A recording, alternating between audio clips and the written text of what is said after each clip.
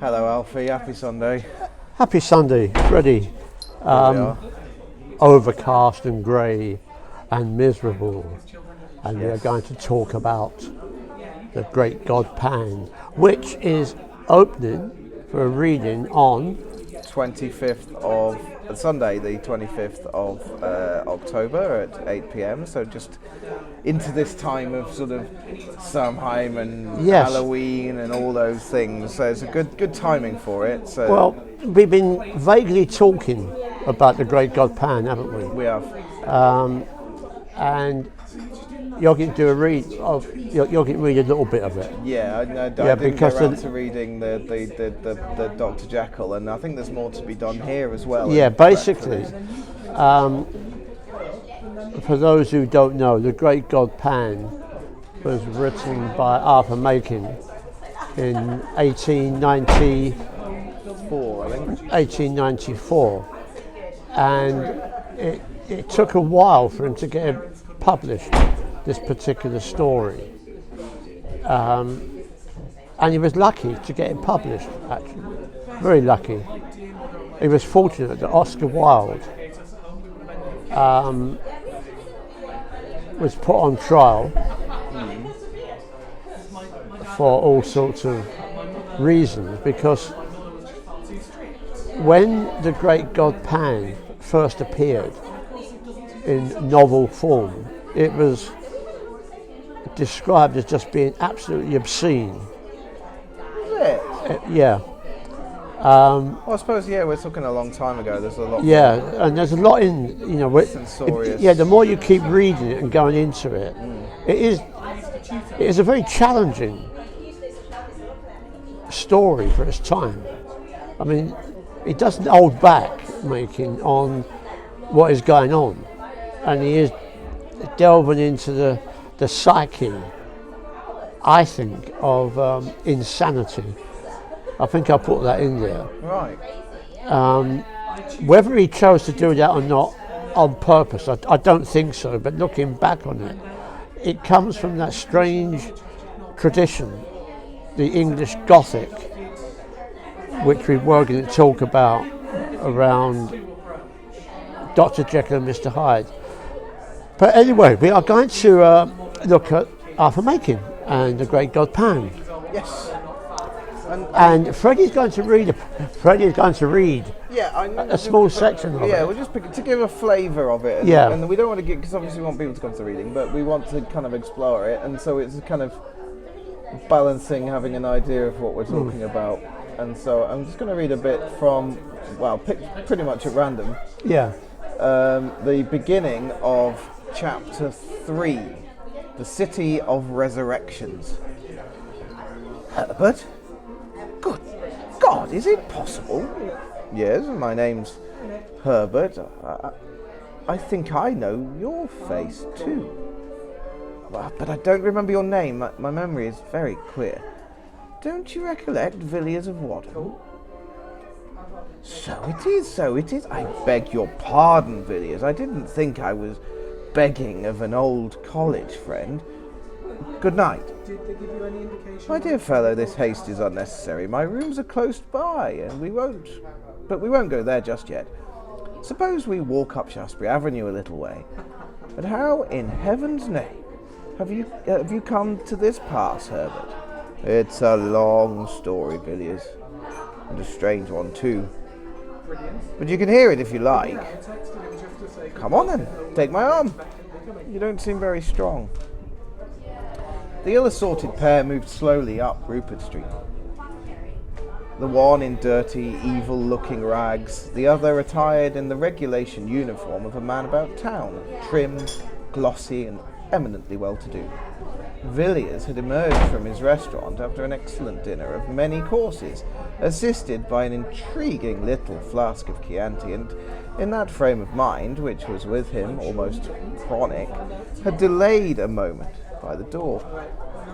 Peering round in the dimly lighted street in search of these mysterious incidents and persons with which the streets of London teem in every quarter and at every hour, Villiers prided himself as a practiced explorer of such obscure mazes and byways of London life, and in this unprofitable pursuit he displayed an assiduity which was worthy of more serious employment. Thus, he stood beside the lamp-post, surveying the passers-by with undisguised curiosity, and with that gravity only known to the systematic diner, had just enunciated in his mind the formula, "London has been called the city of encounters. It is more than that. It is the city of resurrection." When these reflections were suddenly interrupted by a piteous whine at his elbow and a deplorable appeal for shock, found himself confronted with the embodied proof of his somewhat stilted fancies.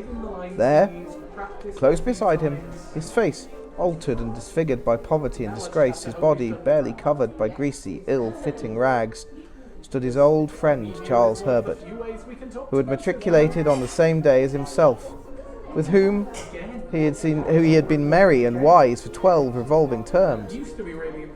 Different occupations and varying interests had interrupted the friendship, and it was 6 years since Villiers had seen Herbert, and now he looked upon this wreck of a man with grief and dismay, mingled with a certain inquisitiveness as to what dreary train of circumstance had dragged him down to such a doleful pass.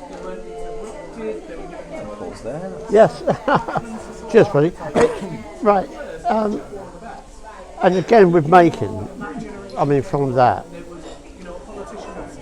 always with the great god Pan, it's in a very small geographical area. It all takes place in Soho. It doesn't move apart from the start, of course. On the Welsh border, yeah. Yeah, but yeah, that's the Irish border. Irish border? What am I on about? The Welsh border. Which mirrors Machen's and from yeah, Wales to London. and it's interesting. With this story, there is no light at all. It's always dark. It's always gloomy. Even we don't know if the sun shines. I don't remember now. Is there any sun? I can't remember. So it's a vision. It's a vision of an area. Okay, we don't know it now, but we know of Soho. You know, with all I can its see Shaftesbury Avenue and Rupert Street in my head. yeah, and those rooms and houses that appear in this story, they're still there. They haven't been pulled down. No. But what you get here in this book is this amazing sense that we think we know the area and that location, but we don't. It's like it changes. It's almost like it's a change in motif. You know, the streets get narrower, to me anyway, as it gets, the story unfolds, it gets more and more enclosed. And it's a story of men trying to confront, men of a certain class and a certain taste and a certain sort of, well, they appear to be men of leisure. Yes, a certain amount of well-to-do. Yeah, you know, inherited, you know, and they, up to a point they enjoy life. They enjoy each other's company, they enjoy a good wine, a good conversation, until this comes along. Until this atmosphere, first of all, of what is going on. This should not be happening in a cap. Like Herbert shouldn't be begging.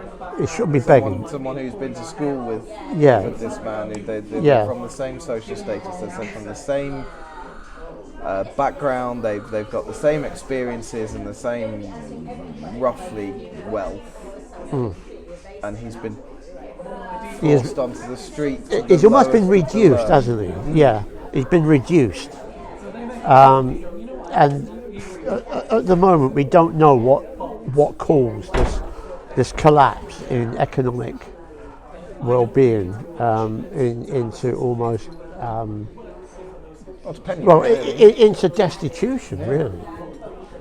But something is there in the atmosphere. That's what I pick up, and that's why I loved it first. It was the atmosphere. There was something there, And of course the clue is to listen to the opening part of the plot, Yeah. because that's where you can sort of easily bypass those opening lines, that opening part of the story. But you have to listen to it carefully, because that's where we begin to realise that what is going on is something completely unnatural in Edwardian Victorian London. As I've said before, this is in the capital city of an empire, and something has been unleashed into the shadows, and it's all shadows, and everything. The interiors of the gentlemen's houses are shadows, aren't they? Yeah. You can visualise the fire, you can visualise the mahogany furniture, and the curtains and the carpets, but it's all in shadow. There's no light entering into this damn place that we call Soho, and the streets are still muddy.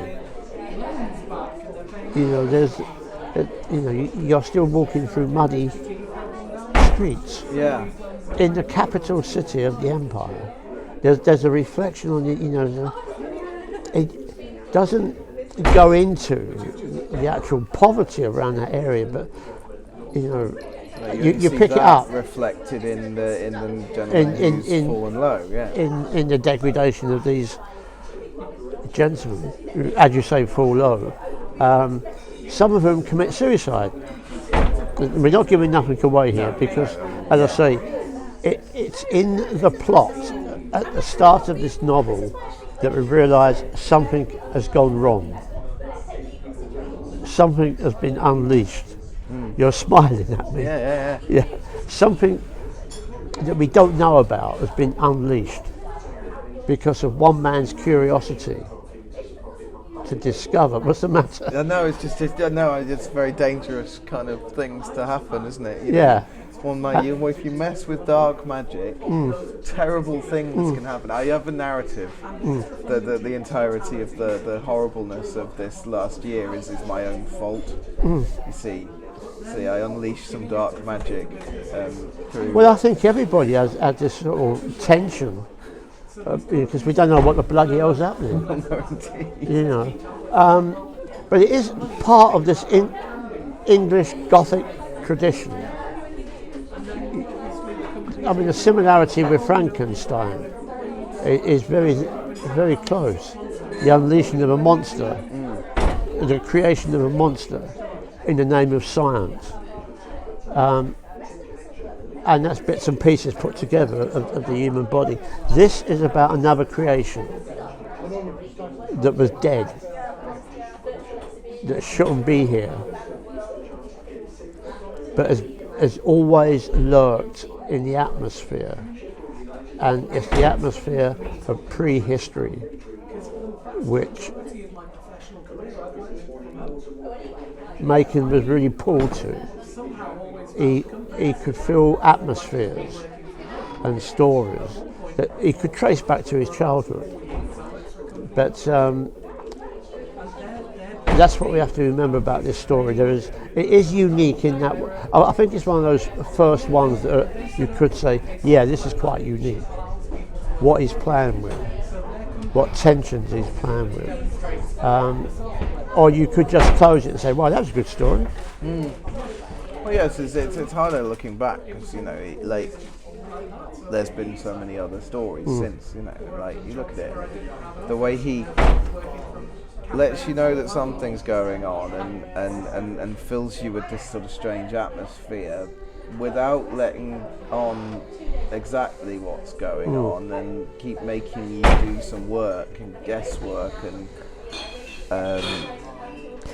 We begin to realise that. On first reading, you might think, I better go back to the beginning. Because that's where it starts. And again, it starts in the woods with the little boy. who ends up comatized in shock because of what he's, not only of what he's seen,